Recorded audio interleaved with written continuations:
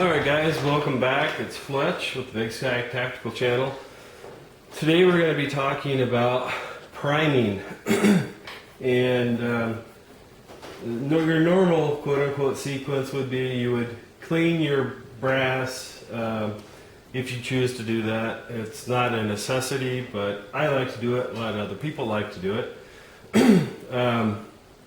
It keeps your brass looking nice. I'll give you an example. A good tarnished one. Here's the difference between the shell on the left is a tarnished 380 shell, and the one on the right is a newly cleaned 9mm shell. And so you can see it definitely makes a difference. Plus, shells will feed a little bit better if they're clean because it makes them slick, so to speak. They don't hang up as much as they do when they're tarnished like that, but those will still shoot. But what I like to use for, I forgot the sequence. So first thing you're going to do is clean, and then you're going to deprime, and we already talked about depriming. And so right there you can see where the primer used to be. And so what we're going to be doing is we're going to be putting primers back into these shell casings so that we can load them with powder and set the bullets in them. So this is what I like to use. Now this is a Lee hand primer. Rather than using the full press, and most of your presses do have a function where they'll set a primer. But in my opinion, it's a lot quicker and a lot easier just to do it with a hand primer. Plus you have a lot better feel for what you're doing and whether or not your primer is getting seated properly. So basically what you're doing is, you can see right here, there's a little hole, and you can look down through there and you can see, okay, there's a primer in there. And you need to make sure that you have the right size seat for your round. So I'll just show you that real quick.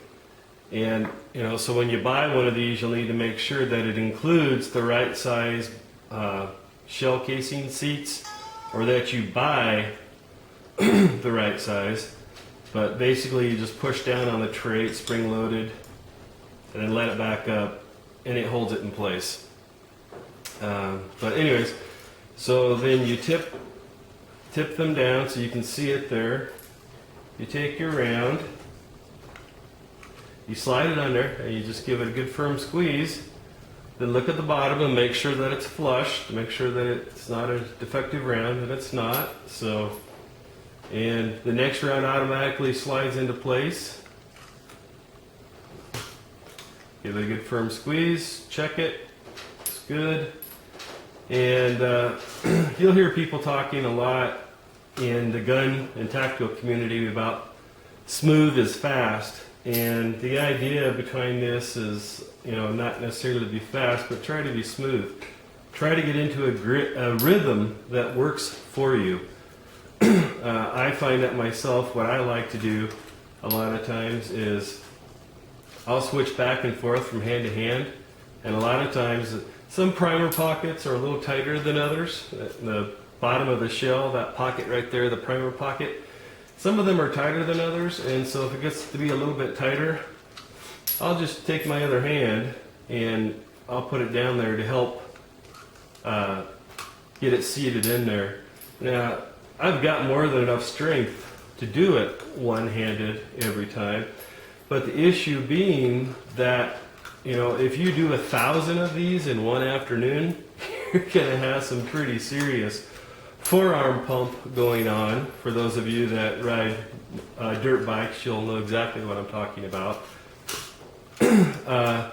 And you're going to have some sore hands too, just from this repetitive motion of squeezing that. So that's why I like to switch back and forth between left and right hand, and if it gets to be a bit much, I'll just use my other hand to help it get in there that last little bit. But guys, this is it. This is how fast and easy it is to prime.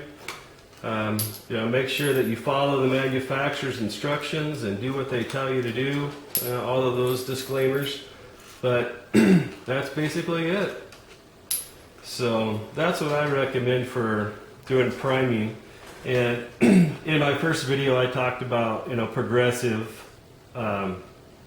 progressive reloading machines, and in those systems, it actually turns around every time you pull the handle, and it is, it automatically seats your primers for you as well. Some of the nicer ones, like Dylan makes a awesome progressive reloading machine, but it's $1,000. And I don't know about you guys, but right now, as far as that goes, I have more time than money. So, I'm willing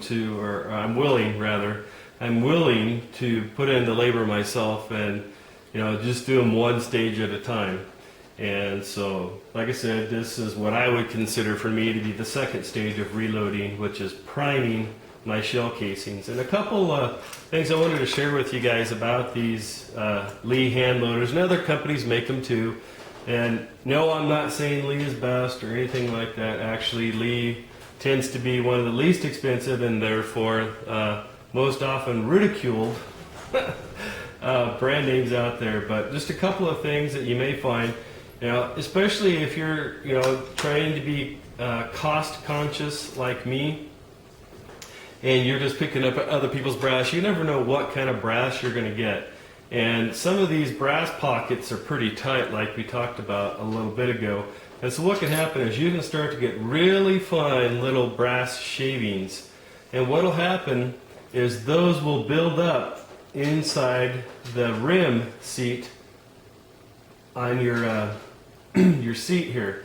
And so what I use is just a small standard size screwdriver, and you stick it in there, and then you just run it from one side to the other, and make sure you're cleaning out all those little pieces of brass that can get in there. Because if you're doing like 1,000 or more a day, you can very easily get enough brass built up in there where it starts to interfere with the function.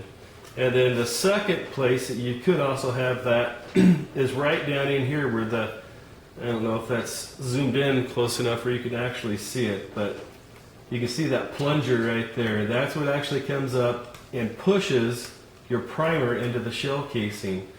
It's possible that you can get brass to drop down in there as well. So the process to get it out is really pretty simple. You just turn it upside down. It's spring loaded. You push down, you pull out, and the whole plastic tray just slides out of the handle. There's the handle. There's the tray, and you just pull out the plunger, and use it, blow on it, or if you have a compressor, blow it out with a compressor, whatever. Just get those fine pieces of brass filings out of there, and then just repeat the process when you stick it in. Tray goes up towards the top. This round piece here, that's what pushes on the plunger.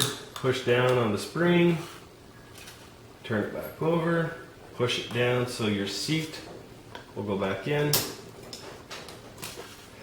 There you are. Give it a few practice pulls. Everything's good. Well guys, just one other thing I want to tell you.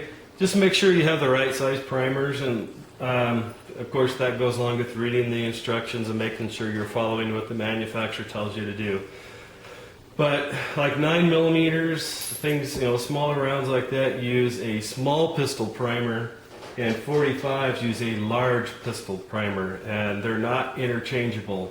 Nor is the plastic tray, spring, and plunger or seat in these hand primers. So if you're going to be doing both 9mm, which requires a small, and like 45 that requires a large, you'll need to have not only a 9mm and 45 bullet seat or casing seat, but you'll also need to have both small and large primer trays and plungers and whatnot. So just make sure that the kit that you buy includes all of it.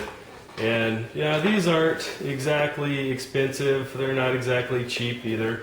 But they work pretty good. I've never had any problems with it, and I personally I much prefer one of these to doing them with the actual reloading machine, because you can feel what you're doing with these, and they just work a lot better in my opinion. Well guys, thanks for joining me today. I appreciate it. I hope you're having a great day. God bless.